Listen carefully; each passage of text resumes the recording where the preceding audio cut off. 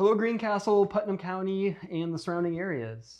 My name is Vince Aguirre, and while I'm involved in a lot of different things in our community, today the hat I'm wearing is a Greencastle resident interested in learning more about political candidates. Today I have with me Charles Bookwalter, who's running in the Republican primary for the Indiana 4th Congressional District to represent our district in the U.S. Congress. Charles, thanks for being here today. Yeah, I appreciate it. It's an honor to be here, a pleasure. I think it's really important for people to see all the candidates and for all the candidates to have a platform.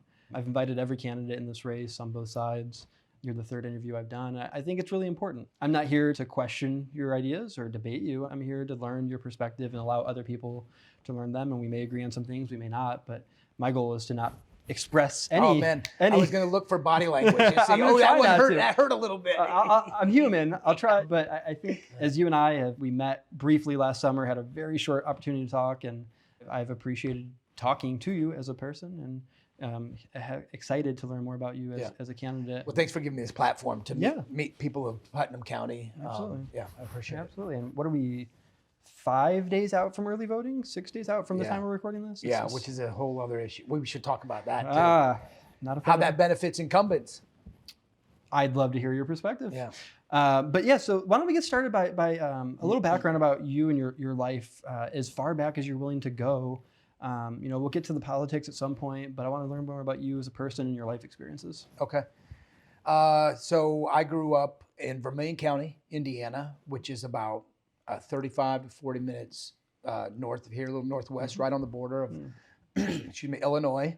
Typical Hoosier upbringing, played sports and enjoyed life. And I live with my parents who are still both alive and married and very supportive of all their children. I have 2 brothers and a sister. We all still live here in Indiana. I graduated from North Vermilion High School and I ended up going to Indiana University and I graduated from Indiana University. I should say that I was an all-state football player at North Vermilion High School, which got me a scholarship to play at St. Joe College in Rensselaer, Indiana. I bring that up because that's also in the district in Jasper County.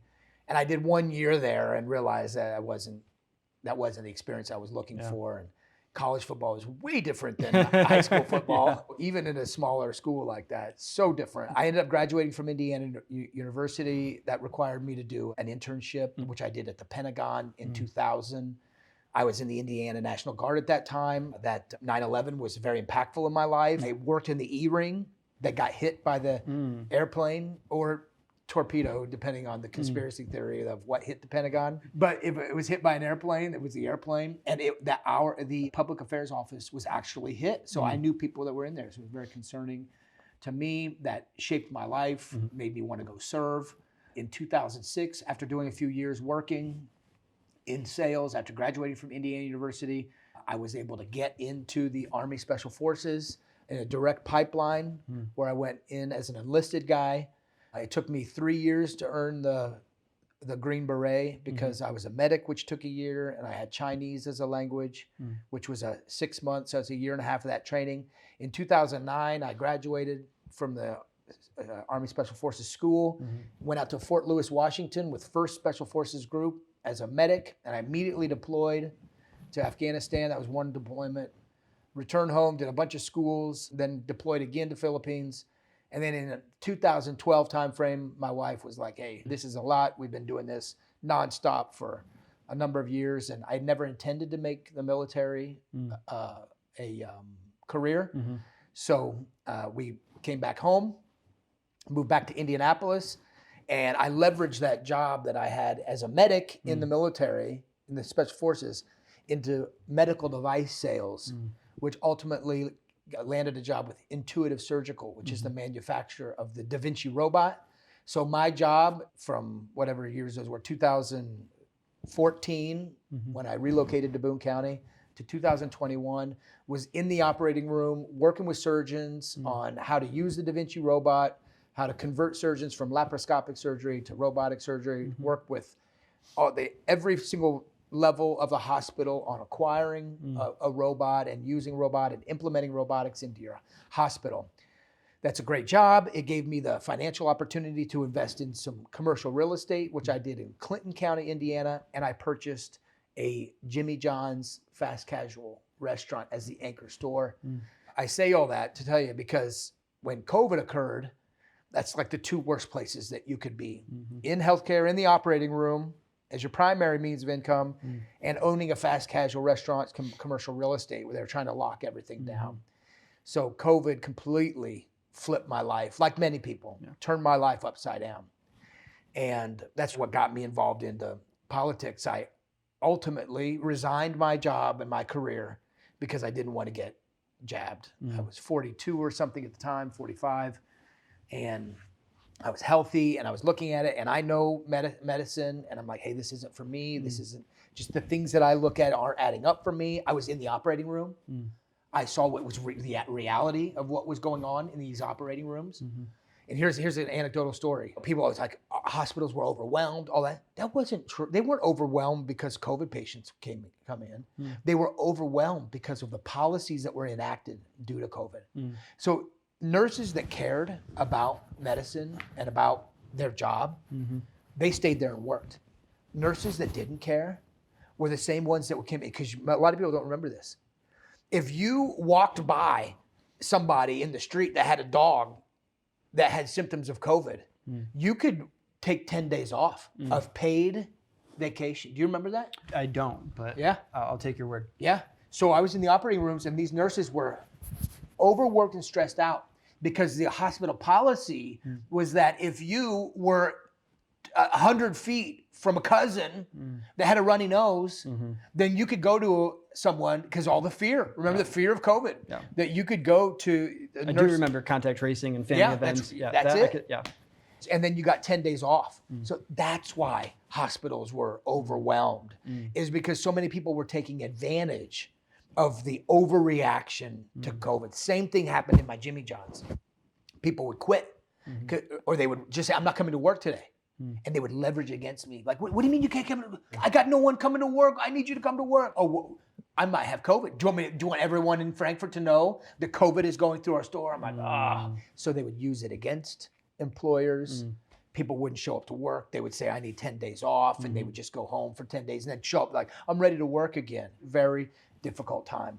And so that is really what kind of got me involved in politics, as I looked around wondering what is going on. We live in a Republican state with a Republican supermajority, and our Republicans are locking us down. Our Republicans are making mandates with misdemeanors attached to them, which Governor Holcomb did. No Republican is standing up for us. My congressman should be in front of businesses' doors saying, you cannot shut these people down. You do not have to comply with these mandates. It's just a mandate. It's not law. Do not comply. And if I was representative, that's what I would have been saying. Do not comply. Because I lived it in my own life. I stood up against the mandates. I resigned my job, my career. When the health department called me and complained that because I wasn't masking my employees, I told them, I don't care what they say. I am not going to mask my employees. I'm not going to separate my chairs. I'm not going to put the stickers down. If you don't want to come in here because you feel unsafe, then don't go to Jimmy John's. Use the drive-through. If you don't like our policies, then go eat at Arnie's or another sandwich shop. Because I was assessing what was around me, and what I was assessing was not the narrative that was coming out of the official narrative coming out of both parties, the uniparty system. So that's where I am. That's why I am right here. So that's my background of my life. I did about 10 years in the Army Special Forces, 2 combat deployments. I earned a Bronze Star for meritorious service, and just did a lot of trainings and schools and stuff like that. Yeah. Thank you for your service. Appreciate that. Do you speak any Chinese? Is that? Not anymore. Okay. It Sure, was that's hard enough to to get stay by. fresh. Right. Yeah. It's a perishable skill. Even like Spanish, which I have learned pretty well. It's a perishable skill and requires a lot of. Probably a little easier to speak Spanish around here of these course. days. I took Japanese in college, and within a year I didn't have anyone to talk to, so I don't remember any Japanese. That's right. So I can And the relate. etymology of Spanish being Latin and some Germanic, you can always hear a little bit of it. You never hear Mandarin. Yeah. Never. Never. No, that's fair. That's fair. clearly, your life's taking you on this journey, and these experiences have made you passionate to run. When was the moment you knew you had to run for Congress? I appreciate the question. It allows me to talk a little bit about my faith. I can only say that it was like the same anguishing and painful prayer that Jacob had before he had the name change into Israel. It was just a lot of prayer. It was like a lot of introspection and prayer. Lord, is this what you want me to do in my life? Not my will be done, but your will be done. I had always been interested in politics. At Indiana University, my degree was in political science and legal studies, a student of history. I never watched TV. My parents didn't raise us on TV. We couldn't watch TV during the week.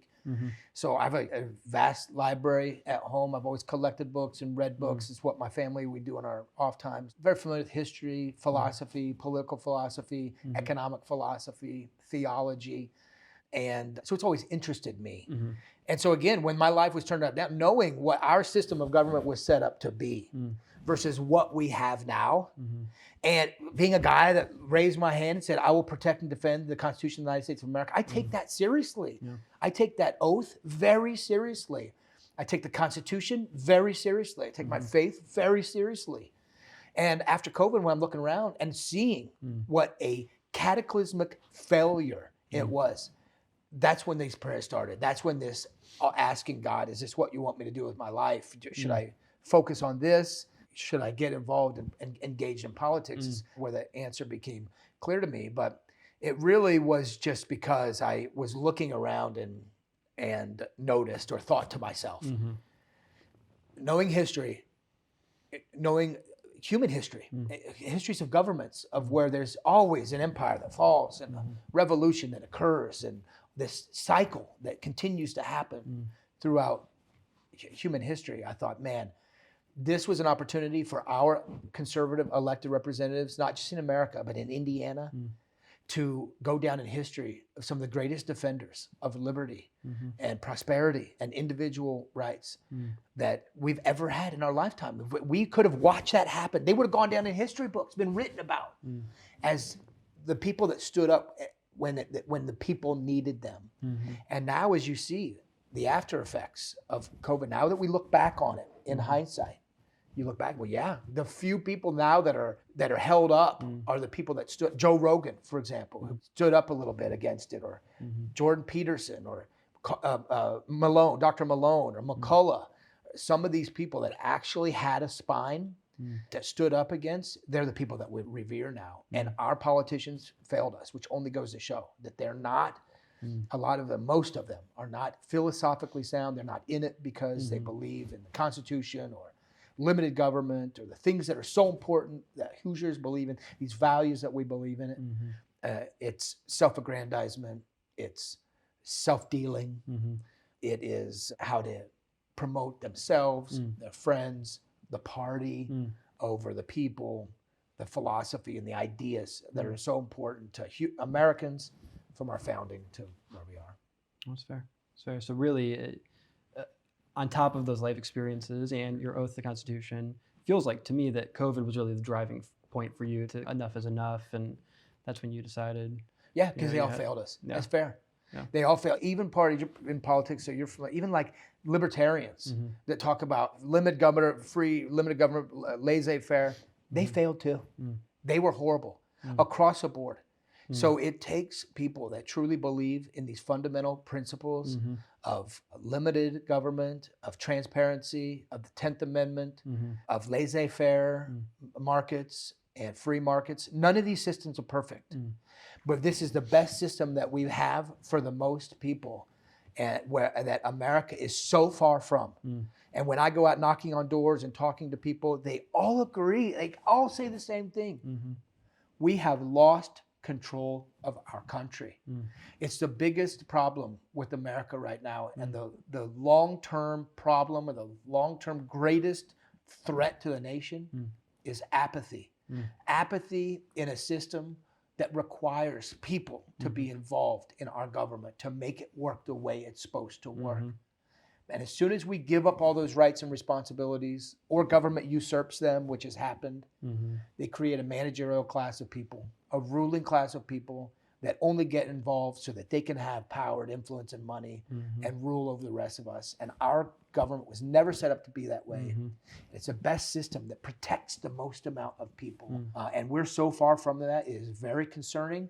And if you look around, you can see the unraveling of America occurring. America looks nothing like the America that you grew up in or that I grew up in. And I don't think it's better off. I think it's worse off. And we need to do something about it. So I'm really curious, you and I have spoken before the recording about, in recent history, the Republican primary for this seat is the decision maker. I don't know the last time there was a Democrat in this seat, maybe 30 years ago, I'm not sure. Assuming the early voting starts in a couple days and we get past that day, and assuming in November you are our congressman, you sound really passionate about how do you want to differ from other politicians, not just our congressman, but anyone, in really giving the power to the people. Okay, thank you for that question. Yeah. That's a good one.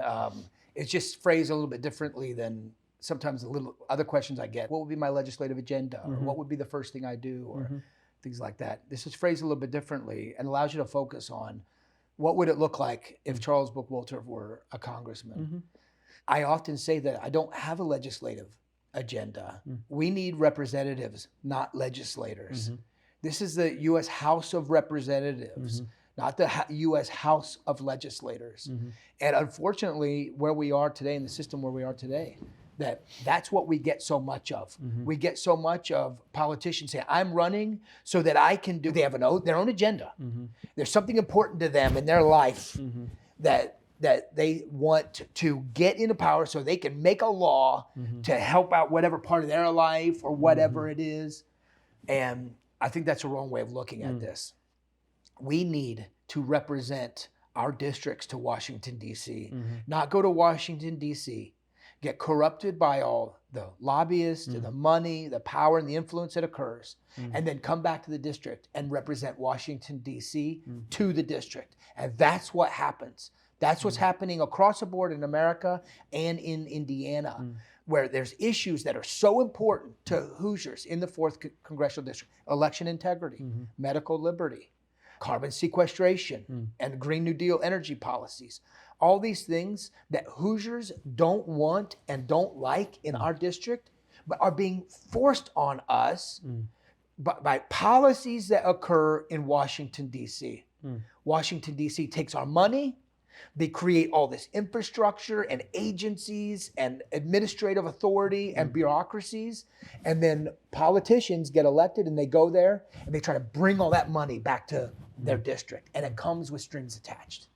And one of the greatest examples is what Congressman Baird has sponsored, the primary sponsor of the House Resolution 4824, which is the Carbon Sequestration Collaboration Act, which gives more money and more authority to the Department of Energy of researching terrestrial carbon sequestration, pulling CO2 out of the air and building a 3,000-foot pipeline underneath, 3,000 feet underground, and pumping this toxic sludge through our aquifers, through everything underground to store CO2. It's anti-God, it's just anti-natural. It's just like the craziest energy scheme that I've ever seen. And we have Indiana Republicans that go to DC, they vote against the Inflation Reduction Act that makes this all possible. And then when it passes by Democrats, they bring that money to Indiana through these new policies like Baird is primary sponsor, the Carbon Sequestration Collaboration Act. It's just to get access to this money. So yeah, I think that we need more representation, less legislation. And we also need to have representatives that don't live in DC, that don't become socialites in DC, but stay within their district. That's something I've also promised to the people of my district. I will not relocate to Washington, DC. I will come back. I am going to be costly in that regard. I am going to spend the money in that regard, flying back and forth or driving back and forth to Washington, DC. But I intend to be here. I intend to be among the people and do the bidding and the will of the people. Right now, Vince, I've done 50 town halls at least. I do town halls all over the district and take questions across the gamut. Whatever question, I'll answer that question. And I do a live town hall. I've committed that if we win, I will continue to do those live town halls from Washington, D.C. They probably won't be every Thursday, Right. but they would be 1 or 2 times a month. Yeah. Where I can stay connected to the people of the district, take their questions, answer their questions, and stay close to the people. Now, my opponent, the incumbent, the congressman, isn't going to do this interview. There's debates that are set up. He's not going to show up for the debate. There's forums set up. They're not going to. That's what the incumbent should be doing. That's the farthest thing from staying from the people. These incumbents and representatives now say, you want to get in touch with me? Call my DC office. Have you ever called the DC office? You know what the process is. Either they don't answer, or you get some intern, 18 years old. You never get a response. You know that you don't feel like your question is getting addressed. We would do that completely different. We would bring that office back to the people. We would have 3 or 4 offices here. We would still hold town halls. We would go to these offices and we'd meet people on a regular basis. And I know that's a tough schedule to keep, and it's going to take a lot of work and a lot of effort. That's why you need young, energetic, concerned, and dedicated people in these offices. Recently saw an article, and I think it was by Ron Paul, that talked about this, about the idea, the fact that there's so many septuagenarians and octogenarians in Washington, D.C. for the first time in the history of government. It's never been that way. Madison wrote the Constitution when he was 23, I think. Something. Yeah. And in the history of mankind, it's always been. And the older they go in, and the younger come in. And in this epoch in our time, we're being ruled by a class of people that have accumulated so much wealth and power. It's never been seen before in the history of mankind. And we're seeing it right now in the United States.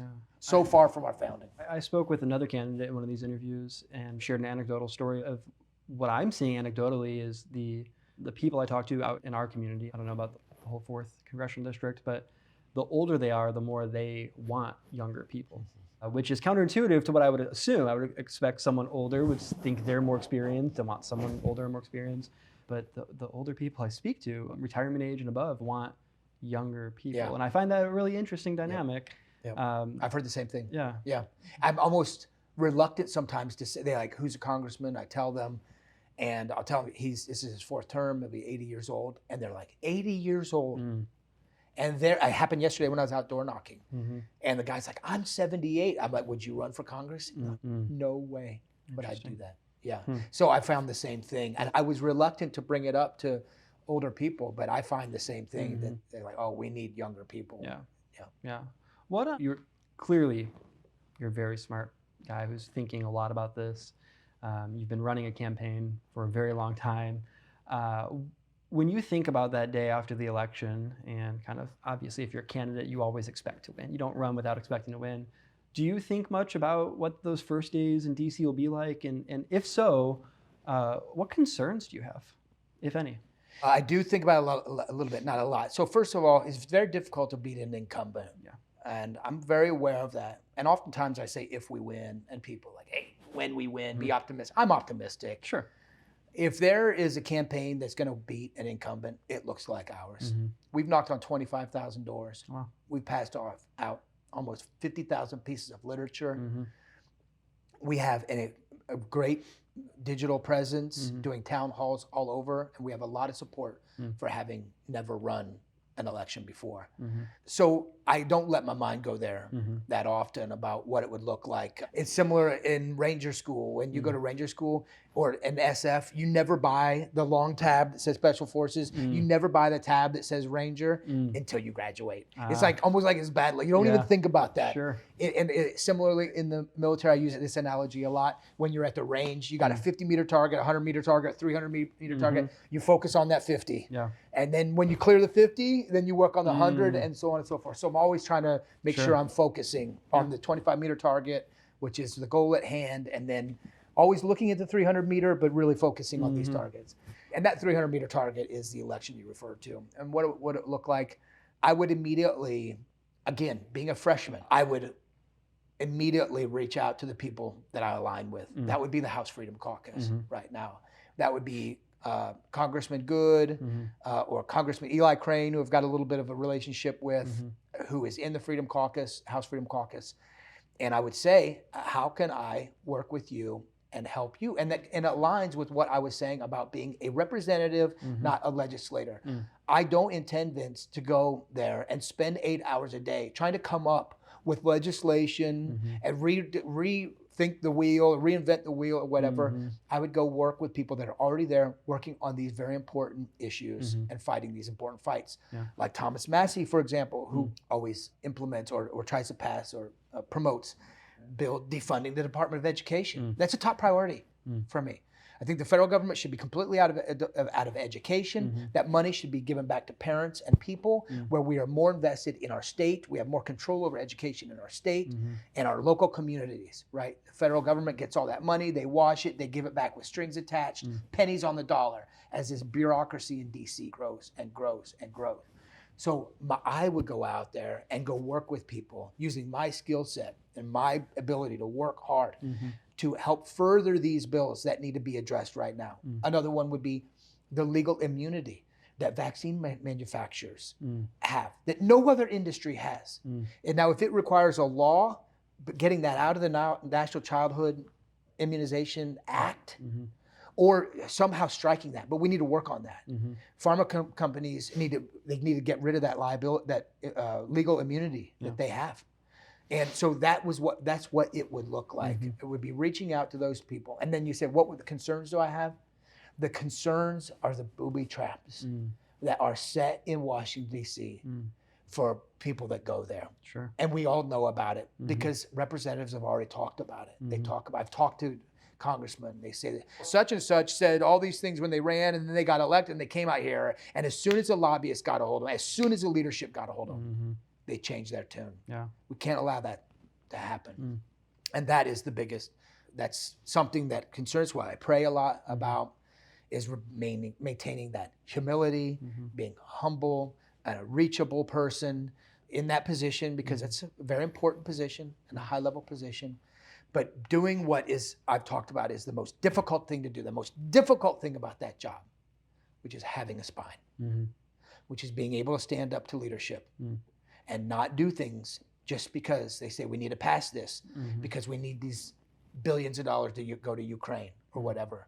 You have to be able to say no, and then you have to be able to come back to your constituency and say, everyone, the reason I did this is why you elected me. This is what you wanted, and I'm delivering on it. And it's very difficult, all that pressure that I'm receiving. So those are a few of the concerns I have, is being honest about the reality of the situation out there, which is corrupt and is a massive power, influence, and wealth that human beings have to protect themselves against when they go out there and be a part of that system. Has anything, as you're door knocking, and that's an impressive amount of doors, although you haven't knocked on my door yet, so I feel a little left out. We don't have a huge presence in Putnam County, and we're gonna have to shift. We don't have to get into it, but I know the Republican Indiana primary system is something that you may not be a fan of. For the reason you just said. Yeah. Do you want to elaborate? I don't want to go there if you don't want to go there. But Anderson v. Celebres, which is the flagship case on this, the Supreme Court case, says that issues are so important and they change so quickly. And a political candidate, is a rallying point for these issues that are so important to people that can be changed on a dime. And COVID proved that. There's issues like vaccine mandates that are one issue. There's issues like right now, the Stop the Water Steal up. And it's another good example in Boone County and Tippecanoe County, where people are going to come out and they're probably going to vote on that single issue, that one thing. And people will switch parties because of that one issue. And now we've said in Indiana, can't do that. You cannot even switch parties. So that means if the Republican Party said that we believe in conscription again, and we are going to conscript all men 18 and send them over to Ukraine to die because everyone's dying over there. As a combat veteran that is not in support of these wars and interventions all over, I call myself an anti-war candidate. That might make me rethink my affiliation with the Republican Party, right? That's an issue that can be, abortion is a single issue. But in Indiana now, you can't choose. So you are in jeopardy now. And the Democrats aren't as strict on this, but you're in jeopardy now. If someone looks back and says you got a Republican vote because it was an important vote on that issue and you had to come over and vote in the Republican Party for that because it was such an important issue and you aligned with that, and then something changes 2 years later, you can't run now as a Democrat or as a Republican because you have two. So there's now essentially a 6-year waiting, or in that case, it would be 4-year for you to get involved, engage, and run for office, even as a precinct committeeman. And now they're trying to get it changed to school board member. So there is no office that you can run for or have any impact in unless you have voted in 2 primaries with that party consecutively. They have to be consecutive votes. They could be spread out, but they have to be consecutive. And I think that's horrifying. That is completely wrong. If Hoosiers were serious about fixing this issue, you close the primary. That's what you do. Yeah. It's a pretty simple fix. A lot of states have done it. You close the primary. You have to register a year in advance so people can't go back and forth voting in different primaries. Is that your preference rather than the California primary where everyone's on one ballot and top? I'd have to look at it. I don't really know where I stand on that, but I don't know either. I just learned recently about their primary system, and basically all candidates from all parties are on there. And if it was a head-to-head matchup, the top 2 primary winners go head-to-head. Now that I've studied this so much, I've read all the I've read all the briefs. I've been in all the cases, most of them, myself and John Rust's case. I understand that there's some value in having the party have some protection within the party. Right. And so in California, you would just have all the same people choosing the 2 candidates for both parties. That concerns me a little bit too. Sure. So you could have one leftist saying, I want we already talked about how the Republican Party is full of conservatives and liberals. So one leftist in California could choose the most leftist Democrat and the most leftist Republican and shift the Overton window. Yeah. That's fair. I like the idea of closed primaries where you can't, that's party rating. That's the idea of party rating. And the Republican Party said they don't want party rating. That's fine. But the 2 primary rule doesn't solve that. Sure. Closing the primaries solves party rating. I want to go a step back. I was mentioning you're knocking on all these doors, you're hearing from people. I assume even within just Republican primary voters' doors, you're still getting a variety of perspectives. Has anything surprised you that you've heard while talking to people in the... No, not really. No. The biggest issues are the border, inflation, and green energy policies is really big. The most recent one, now that we're knocking on doors, and Congressman Baird has voted for that minibus bill, which is terribly offensive, all this stuff in that bill, and I usually carry around that bill. Democrats are happy with that bill, if that tells you anything. Okay. It's a big win for Democrats with that bill. A lot of social spending in that bill. That's a big one for people now. As we talked, did you know Congressman Baird voted for the $1.2 trillion minutes bill? Oh, geez, not again. So that's a big concern. Any surprises? No, not really. Okay. A lot of people, one of their first questions is, where do you stand on Donald Trump? I can see that. Yeah, he is a very divisive political candidate. And I think that's because of the narrative that's gone on around him by his haters. I just tell them 2 things. My candidacy is not about President Trump. It's about representing the people of the 4th Congressional District, first of all. And second of all, Donald Trump is going to be our nominee, and I'm going to support him. So you should too, right? Like, you can't hang your whole hat on and not support a Republican like me because you don't like Donald Trump. And frankly, I don't know that much about Donald J. Trump.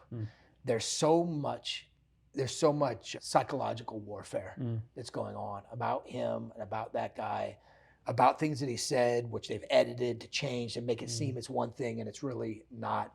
So I'm not sure. All I know is it doesn't matter if it's Donald Trump or if it's Joe Biden or if it's anybody else. They need a strong Congress and strong congressmen in there that aren't just yes men for the party at that point.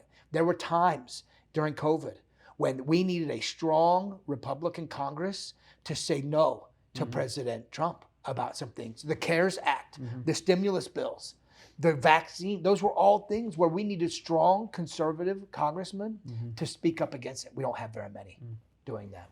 and we need more, particularly from districts like ours. Do you see anything, if Joe Biden's president and you are the congressman, anything you can align on, can work together on?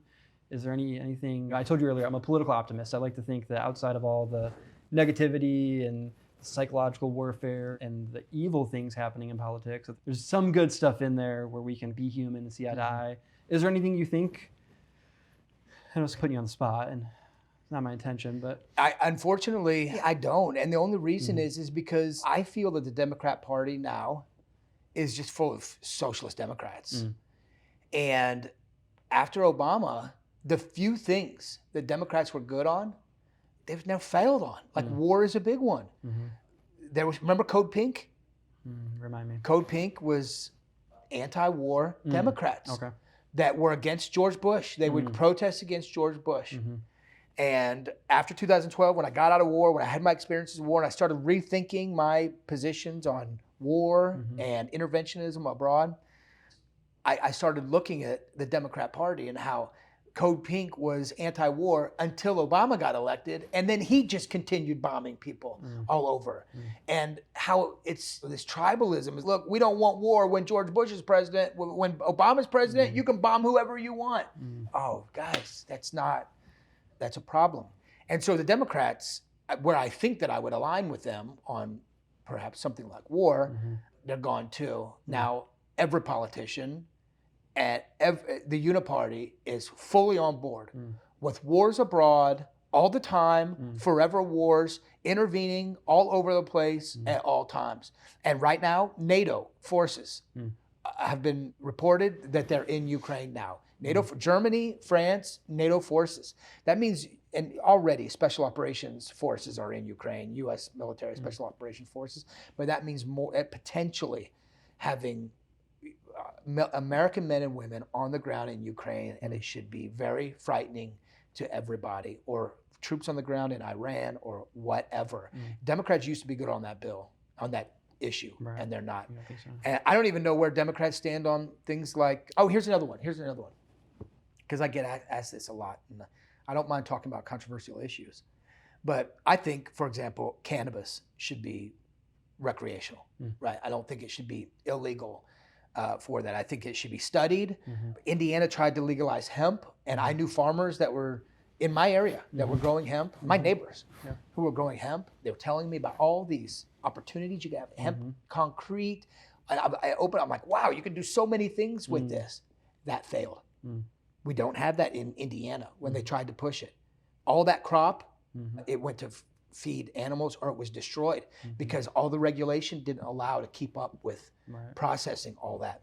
And there's so much could be studied with cannabis for health issues. I know children are being treated with seizures and all this. I don't know where Democrats stand, because Democrats now are like, we need to legalize it and tax it. Like, that is just, I would never support legalizing cannabis and taxing it. They already have all of our money. They already have too much of our money that they weaponize against us. You legalize cannabis, you give the state of Indiana $1 billion. They're not gonna cut taxes. They're not gonna cut the income tax. They're not gonna cut the property tax. They're gonna take that money and they're gonna put cameras on street signs. They're gonna give license plate readers to all the police officers. They're gonna build the network that they use to oppress us. So I would not support that issue. And Democrats are wrong on that issue too. Instead of having, that's why I've said that the reason that I have the positions that I have, is because I think Christian, conservative, constitutionalist positions allow for the umbrella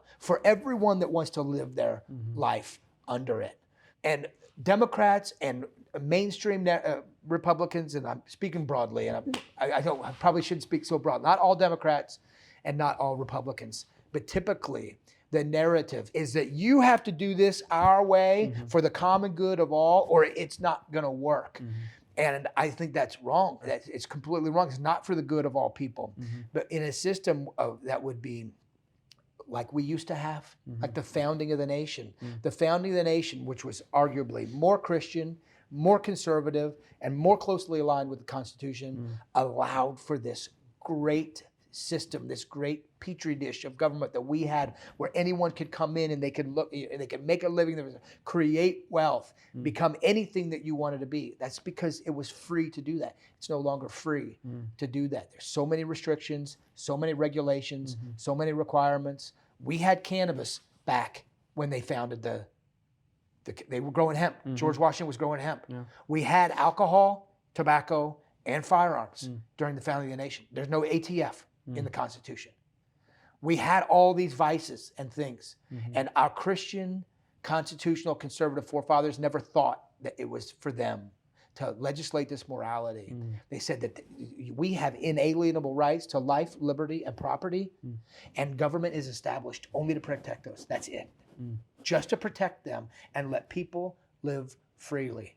And I think that is a much better system that provided much better opportunities to get out of poverty and to create a system that we have of freedom and wealth and prosperity, which I see unraveling around us right now because of the managerial class. Right. It's so far away from our founding principles, and they call themselves Republicans and conservatives. Yeah, and we talked earlier about kind of the political spectrum and how there are so many different places you can land on that, right? And the single issues can bring people to one side where they may not agree with most things on that side, but that issue is the most important thing for them, or it's complex being a human and caring about politics. Yeah, that's right. It is complex. And that's why humans need to really be mindful and stop themselves from thinking that if we only had a little bit more authority, a little bit more power, and a little bit more of your money, that we could solve all your issues. We can't. We're fallen. We are sinners. We're fallen, and we can't do that. And that's why the message of the founders was so important, that we have this system set up so that the government cannot infringe on these things. That's it. Anything else gets pushed back to the state. And you determine these things in your communities, in your states, and in your local authority. And churches help. There were so many. When Alexis de Tocqueville wrote Democracy in America, when he went around in the America and wrote about it, he was so amazed that there was so many associations. There was so much engagement. That was a big part of his book. He talked about how there's so many associations that people come together and have all these guilds and associations, and they work for the benefit of it, and it's no government involvement. That was that was a major point of democracy in America. And look how far we've fallen. Like, the government has usurped all these roles and responsibilities. They've taken all of our money, 55 cents out of every dollar. And now we are apathetic. Well, what do you want? I'm already giving the government all my money. It's their decision now. They make it. It's supposed to be our decisions. It's supposed to be us debating these things at local level and at state levels and at community levels, and our churches help, and the local groups come together, associations. And we don't have that. And it's led to an incredible amount of apathy, where only 4, 8, 10% of people even come out and vote in a primary. Slow. Yeah. And it's my estimation that if we had major voter turnout in the primary in Indiana, conservatives like me would win in landslides. I think most people, normal people, common people, agree on so many things. It's just that we don't go out and vote. We're too busy focusing on our family, on our work, or whatever, trying to work hard to pay our taxes and take care of our family and stuff like that. Yeah. I mean, my perfect world is, even if the people I'm supporting are not winning elections, as long as turnout's huge, I think that's really important. And that's one of the reasons for doing these videos, have people get a chance to know. I've been surprised how many people, when I tell them what I'm doing, go, oh, there's an election coming up? Yeah. Oh, early voting starts next week? Oh, there's 5 candidates between the 2 parties? Like, it's interesting to me that people don't know that. And regardless of who a certain person may support or may not support, I want everyone to voice their opinion. I want people to get out there and take advantage of democracy. It's really important to me. Sorry to go on my grandstand. No, we share that common thing, and I want to, for the listeners and people learning about my campaign for the first time, you asked what would it look like, how to become close to the people if I were to win. This is such a big part of our campaign, and it's something that we've been doing for the last few years. Green Berets in other parts of the world, we do what's called advise and assist. We recruit, train, and fight alongside our allies. That's what we did in Afghanistan and the Philippines. We recruit people that want to throw off the regime. We train them how to shoot, move, communicate, and then we lead them in combat. We've implemented the same thing in Boone County and in the 4th Congressional District for the last few years, recruiting people to get engaged in the process by running for precinct committeeman or delegate or county council, commissioner, or whatever. We train them by providing constitutional classes like Constitution Alive or precinct committeeman classes. This is what a precinct committeeman does. This is how you win your election. Or we also have provided classes like FACL classes, Foundation for Applied Conservative Leadership, how to run a campaign, how to door knock, how to do all these things. So that's what we've been doing for the last few years. And we have hundreds of people that are now running for precinct committeeman, running for delegate. And most of that 2 primary rule that happened this cutoff, those were a lot of our candidates that were kicked off the ballot, that were trying to engage for the first time their local office and just run for precinct committeeman. And the parties came in and said, nope, you don't have 2 primaries. They're like, oh. So those people now that are upset with the future of America, that want to engage for the first time, that are taking the risk to go out and apply and do it and learn all this, but they only have 1 primary, they just got kicked off the ballot by their own party. You can't come do this role. It's offensive. And again, it's been a big part of our campaign. Everywhere we go, this is what we talk about: getting people engaged, recruiting them, bringing them into the fold, and saying, you have to, and your job as a precinct committeeman is to go knock on all the doors in your precinct and tell them who the candidates are and why it's important to vote for you and all this stuff. And that would not change, Vince. That would not change if we were to win this candidacy. It will continue to engage people, except this time I would have. Now, if you go to the GOP website for every county, it talks about their leadership. And in the bottom left, it says our leader, Jim Baird. If it said that and it said our leader, that's what they're saying, is that the leader within these parties, in these county parties, is that congressman. I would take that very seriously, and I would lead these parties. We would look at the good parties that are engaging people, that have people coming in, that are raising money and doing events, that are not pushing people out through 2 primary rule, kicking them off the ballot, not having any access, treating it like a little club for them and their buddies, but bringing in this average person, bringing in the average citizen. So we need you to run for precinct committeemen so we don't have to appoint them. We need to know what your issues are and your representation. So we would only encourage to build this network, this large network that we've already built in the 4th Congressional District. It's also why I'm very bullish on our campaign, is because we have so many people that are running for these offices, that are supporters, that have been brought in by me and our group and people like me that are recruiting in our area. Yeah, I see your people everywhere. I was at a fair last year and someone representing you was next to me and I had a good chance to talk with him. So you're out there. Yeah. Speaking of being out there, as we're wrapping up, dialing down the political side, which is important and why we're here, and getting back to just the human side. You're all over this very large district. People don't realize how big the 4th Congressional District is. And I've said this on all the interviews, it's going to be like a broken record, but when I drive to Chicago to see family, most of my drive is our district. And Greencastle's almost fairly center in the district. Come on, south part of it. Yeah, south central. I mean, it still goes down to Morgan County. South central. Yeah, I guess you're right. Yeah, up there. Yeah, I got you. But when you're out there, I know you're working hard, knocking on doors, talking to people, but I'm sure you're eating and visiting different locations. What are some gems that are out in the 4th Congressional District that you would recommend people visiting, whatever you like to do? That's really hard. Actually, to tell you the truth, there's not a lot of eating. There's not a lot of meeting at these groups. As a grassroots candidate, it's work. Yeah. It's a lot of work. Yeah.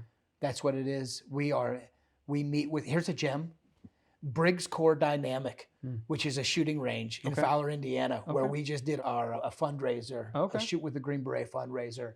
It's an incredible training opportunity. They do classes. They do medical training classes, shooting classes, demonstrations, prep classes. Those kinds of. That's a great gem. It's right in the middle of the district. But I don't eat much where I'm at when I'm out. We are full on. Very little time to stop and take breaks. mostly door knocking and meeting, because we have to capitalize on where we can beat the incumbent. The incumbent has the franked mail privilege, which he's using using our taxpayer dollars to campaign and tell you why you should vote for him. We don't have that. So we have to use our volunteer infrastructure to hand out literature to all the primary voters. So that's a lot of what we do. But you did put me on the spot where I guess probably the best thing about the 4th Congressional District, there are so many small parks and state parks that are in the 4th District that are beautiful. Turkey Run, Shade State Park.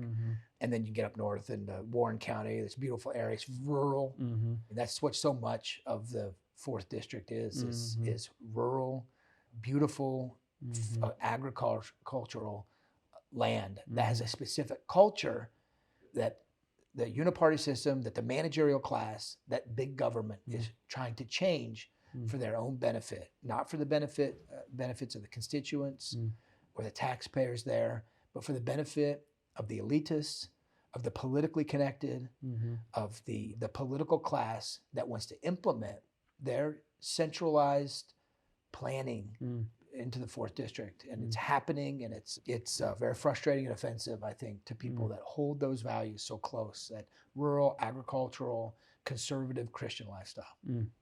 I am a big fan of parks myself, and I've recommended to, I think, everyone so far. Our restaurants in Greencastle are incredible, and it's going to be lunchtime when you're leaving here. I wish I could go out to lunch with you, but you should check out one of our restaurants here in town. But a gem here in Greencastle is the Nature Park, a little west of town. Okay. Highly recommend whenever you get a chance, it's not wet out, to check that out. Yeah, I can't go around there kicking around it right now. No, you definitely don't want to. But as we're wrapping up here, I want to give every candidate an opportunity to look right at the camera and give your stump. This is going to be an unedited version of you making your final pitch. Include your contact information, how people can reach you. And I'm just going to sit back, get out of the way, and let you do your thing. Thanks, everybody, for joining us today. I appreciate it. My name is Charles Bookwalter. I'm running for the 4th Congressional District, as you've heard here today. And my question just would be to you, do you think that you're better off today than you were 4 years ago or 8 years ago? Are the schools doing better despite getting more money and more authority? Is healthcare better despite having more regulation and being more expensive than it ever has been?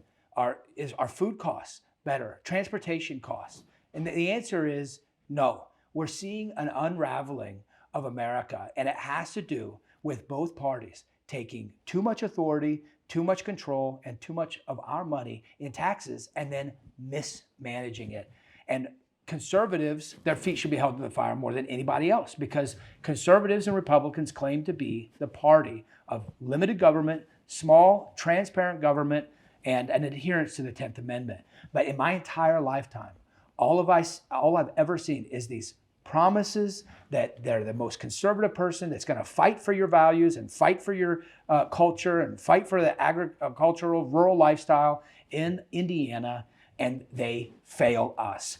And COVID was a perfect example of the complete failure of our Republicans to stick up for our God-given rights to life, liberty, and property. And so I'm asking you, the primary is the election.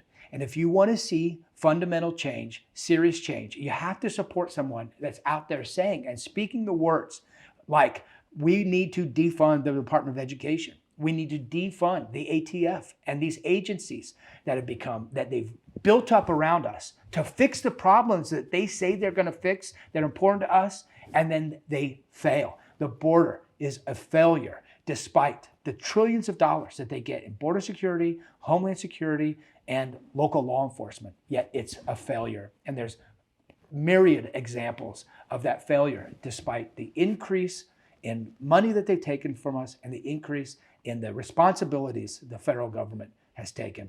And if you want serious, significant change, then you have to support candidates like mine. So I ask for you to go out on May 7th and vote in the primary for me to represent you in the 4th Congressional District. And I appreciate your time listening to us today. Thanks for being here today. Yeah, thanks really a lot. Appreciate Thanks. it. Yes, Anytime sir. you're in town, give me a call. Yeah.